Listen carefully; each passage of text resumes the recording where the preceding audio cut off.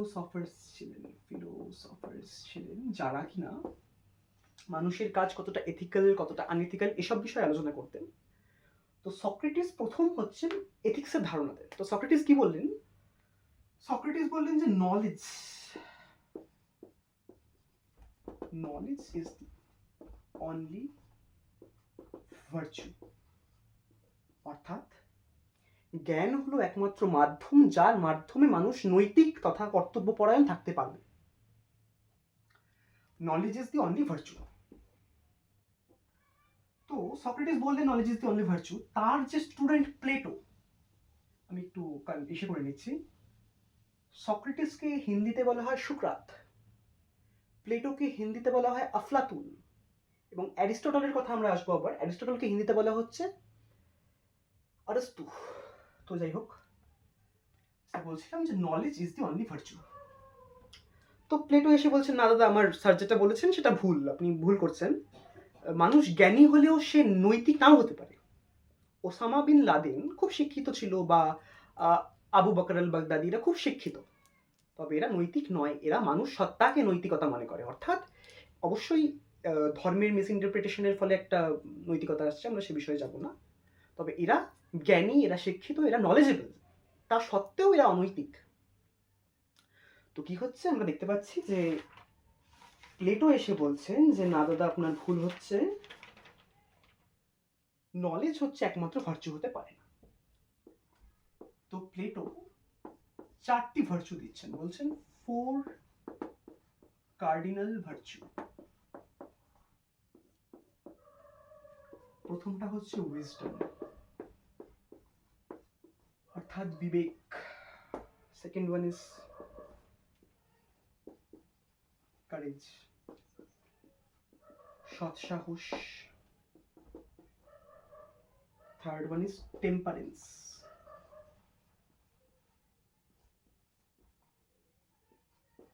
আত্মসংযম। And the last one justice, অর্থাৎ ন্যায়পরায়ণতা। তো প্লেটো এসে বলছেন যে কোনো মানুষের মধ্যে যদি এই চারটি কোয়ালিটিস থাকে, অর্থাৎ উইজডম, বিবেক, কারেজ, সৎসাহস, টেম্পারেন্স, আত্মসংযম, এবং জাস্টিস, অর্থাৎ ন্যায় বিচার করবার বোধ থাকে, তাহলেই সে কর্তব্যপরায়ণ তথা নৈতিক হতে পারবে। এটা বলছেন প্লেটো। এবার আমরা কিছুদিন পর দেখতে পারবো যে প্লেটোর স্টুডেন্ট আসছে অ্যারিস্টটল।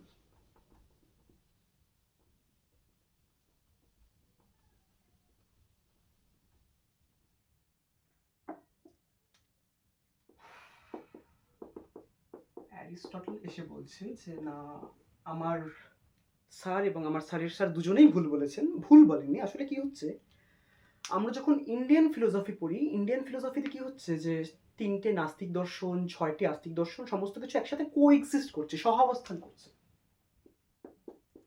ইন্ডিয়ান ফিলোসফিতে সমস্ত কিছু কোএক্সিস্ট করছে।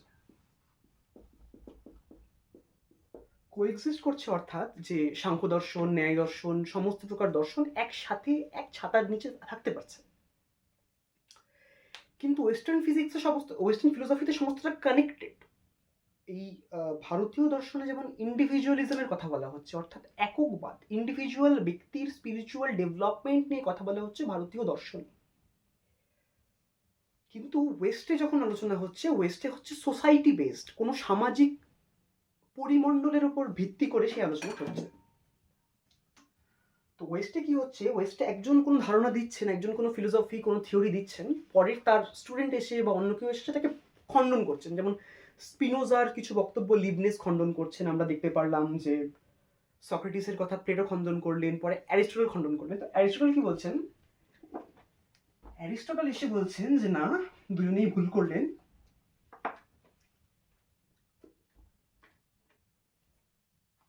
উইজডম, বিবেক, কারেজ, সৎসাহস, আত্মসংযম এবং ন্যায়পরায়ণতার চারটি যে সংজ্ঞা প্লেটো দিচ্ছেন, চারটি সংজ্ঞা প্রকৃতার্থে সত্য নয়। যার মধ্যে সৎসাহস থাকবে, সে কি করবে, কোনো একটি বাঘকে দেখছে, বাঘ, টাইগার, তো বাঘ যখন কোনো শিশুকে খেতে যাবে সেটা অনৈতিক, সেটা বুঝে কি তার সামনে ঝাঁপ দেবে যে না, আমি তোমাকে অনৈতিক কাজ করতে দেবো না? সেটা তো মূর্খতা। সেমভাবে সবসময় আত্মসংযম রাখাটাও পরিমিত সংযম না। যেমন ব্রহ্মচর্য সেলিবেসির কোনো আদর্শ আত্মসংযমের ব্যাখ্যা হয় না। তো প্লেটো কি বলছেন যে অ্যারিস্টটল বলছেন যে এই চারটির মিডল পাথ বাঁচতে হবে মানুষকে। অ্যারিস্টটল বলছেন যে এই চারটির মিডল পাথ অর্থাৎ মধ্যপথ বেছে নিতে হবে, এবং সেই মধ্যপথটি হবে হচ্ছে ভার্চু। অর্থাৎ এই চারটির যে মধ্যপথ, যে মিডল পাথ, তার মাধ্যমেই মানুষ ন্যায়পরায়ণ কর্তব্যপরায়ণ হতে পারবে। এটা গেল ভার্চু এথিক্স। ভার্চু এথিক্স সবার লাস্টে পড়ানোর কথা, কিন্তু সবথেকে ইন্টারেস্টিং, তার জন্য সবার আগে পড়িয়ে দিলাম। এবার ভার্চু এথিক্স, তারপরে আমরা আসবো টেলিওলজিক্যাল এথিক্স। এক মিনিট, আমি খুব হাঁপিয়ে গেছি।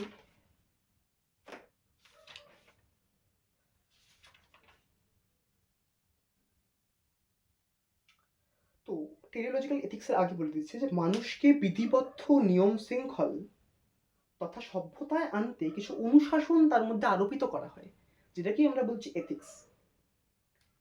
আমি আমার নোটসে ছিল একটা জিনিস বলতে ভুলে গেছি, শুরুতে বলে নিচ্ছি। অ্যাক্সিওলজির প্রথম নামকরণ করেন পল ল্যাকলে, 1902 তিনি প্রথম নামকরণ করেন। তো যাই হোক, এবার আমরা আসবো অ্যাক্সিওলজির এথিক্স। যেটা এথিক্সের কাজ হচ্ছে প্রেসক্রাইব করা, অর্থাৎ আমাদের কেমন কর্তব্য, কেমন কাজ, কেমন নৈতিক কর্তব্যের মধ্যে দিয়ে যাওয়া উচিত, এথিক্স সেটাকে প্রেসক্রাইব করছে। একটা ছোট্ট উদাহরণ, অ্যানথ্রোপোলজি। অ্যানথ্রোপোলজি হচ্ছে মানববিদ্যা। অ্যানথ্রোপোলজির কাজ হচ্ছে ডিসক্রাইব করা, অর্থাৎ মানুষ কিভাবে 200 বছর আগে, 2000 বছর আগে জীবনযাপন করে এসেছে, কিভাবে খাদ্য অভ্যাস ছিল, কিভাবে বস্ত্র অভ্যাস ছিল, তার শিল্পশৈলী, সাহিত্যশৈলী কেমন ছিল, এগুলোকে ডেসক্রাইব করছে হচ্ছে অ্যানথ্রোপোলজি। কিন্তু আমাদের ভবিষ্যতে কি করা উচিত, নৈতিক কোনটা, সেটাকে প্রেসক্রাইব করছে হচ্ছে এথিক্স বা ইথস, অর্থাৎ হিউম্যান বিহেভিয়ারকে প্রেসক্রাইব করছে।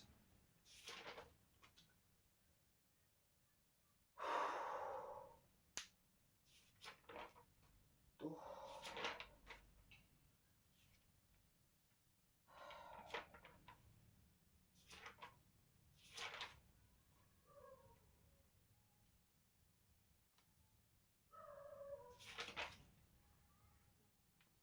teleological theory of ethics, teleological theory of ethics. Teleological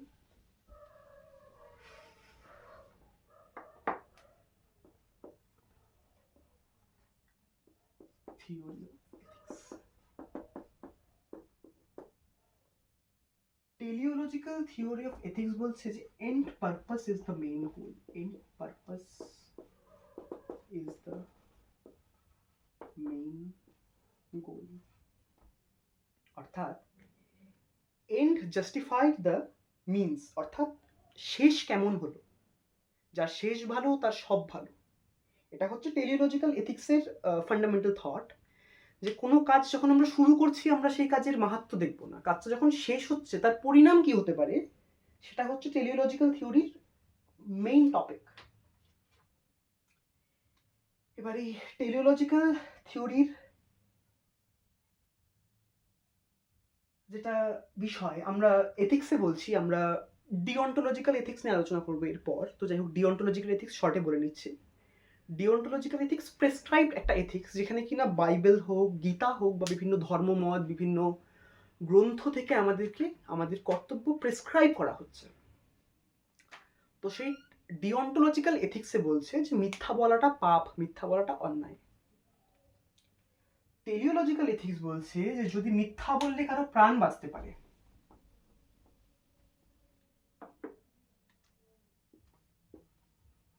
মিথ্যা বললে যদি কারো প্রাণ বেঁচে যায় তবে তা এথিক্যাল। এবার এই টেলিওলজিক্যাল এথিক্সের তিনটি ভাগ আছে, তিনটি প্রকার আছে বেসিক্যালি। আমরা সেটা নিয়ে আলোচনা করে নিচ্ছি খুব সংক্ষেপে।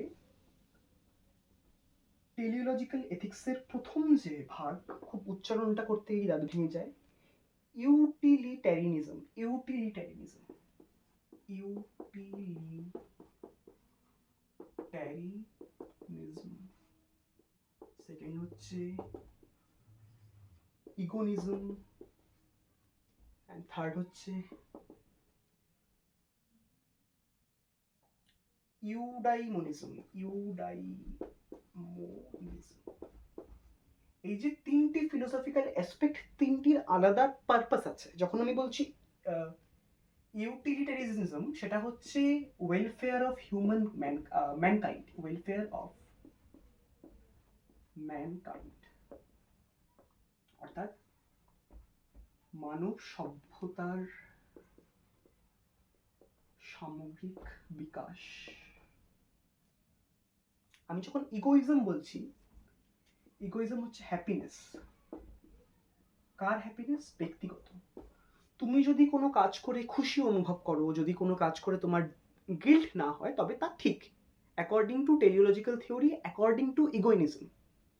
আর লাস্টে যেটা আছে ইউডাইমোনিজম, সেখানে বলছে ওয়েল বিং,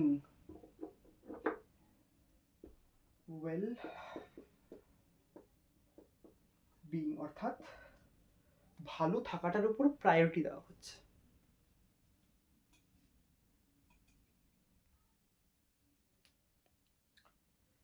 একটু ব্রেক নিতে হলো। তো আমরা কি কি পড়লাম? আমরা পড়লাম হচ্ছে, শুরু থেকে একবার রিক্যাপ করে নিচ্ছি পুরোটা। অ্যাক্সিওলজি, মূল্য তত্ত্ব বা মূল্যবিজ্ঞান। অ্যাক্সিওলজির আওতায় আসলো এথিক্স, লজিক, অ্যাস্থেটিক্স।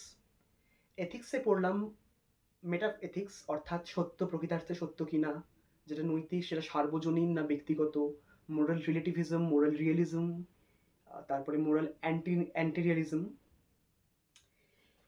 এবার তারপর আমরা পড়লাম হচ্ছে নর্মেটিভ এথিক্স। নর্মেটিভ এথিক্স আমরা আছি এখন। প্রথমটা হচ্ছে ভার্চু এথিক্স, অর্থাৎ আমাদের মধ্যে কোন কোন কার্ডিনাল ভ্যালুস থাকলে সেটা এথিক্যাল হবে, আমরা এথিক্যাল কাজ করতে পারবো। The second one is teleological ethics, অর্থাৎ end purpose justifies the means, আমাদের শেষ পরিণতি কি হচ্ছে তার জাস্টিফাই করবে আমাদের সমগ্র কাজকে। এবং আমাদের লাস্ট থিওরি হচ্ছে ডিঅন্টোলজিক্যাল থিওরি অফ এথিক্স। ডিঅন্টোলজিক্যাল থিওরি বলছে যে ডিঅন্টোলজি কথার অর্থ হচ্ছে ডিউটি।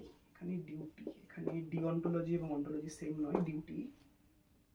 তো এখানে বলছে যে ডিউটি কার দ্বারা prescribed by God, prescribed by dictator, prescribed by someone who is more powerful than all of us and who is controlling all of আস।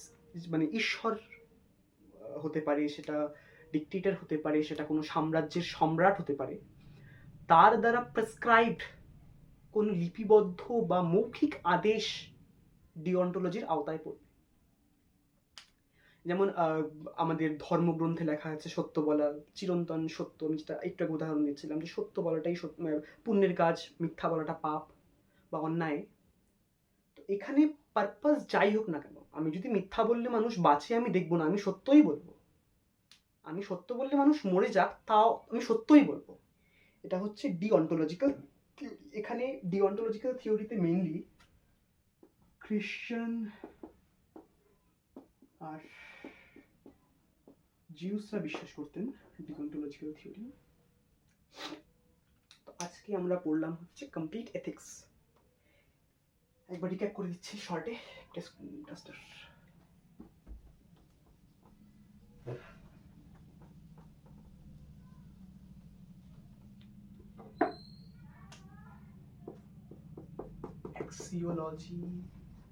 অ্যাক্সিওলজি থেকে এথিক্স, এথিক্স থেকে নর্মেটিভ এথিক্স আর মেটা এথিক্স, আর একটা হচ্ছে অ্যাপ্লাইড এথিক্স। অ্যাপ্লাইড এথিক্সে জীবনের fundamental কোয়েশ্চেনগুলোকে নিয়ে কাজ করা, যেমন বৃক্ষরোপণ, মানে বৃক্ষচ্ছেদন কি ন্যায়সঙ্গত? একটু কোথায় নয়েজ আসলো বাইরে থেকে। কেটে যাবে জিনিসটা। আমার এডিটিং স্কিল খুব খারাপ, তো এটা অ্যাড করেই দেবো, এটা থাকবে। তো অর্থাৎ অ্যাবর্শন কি ন্যায়সঙ্গত? বৃক্ষরোপণ বা বৃক্ষছেদন, গাছ কেটে ফেলা, বৃক্ষছেদন ন্যায়সঙ্গত না অসঙ্গত যদি তা উন্নয়নের স্বার্থে হয়? এই যে ফান্ডামেন্টাল কোয়েশ্চেন্সগুলো, এগুলোকে নিয়ে কাজ করবে অ্যাপ্লাইড এথিক্স। ধন্যবাদ, অনেক লম্বা হয়ে গেল আজকের ভিডিও, আজকের জন্য এতটাই।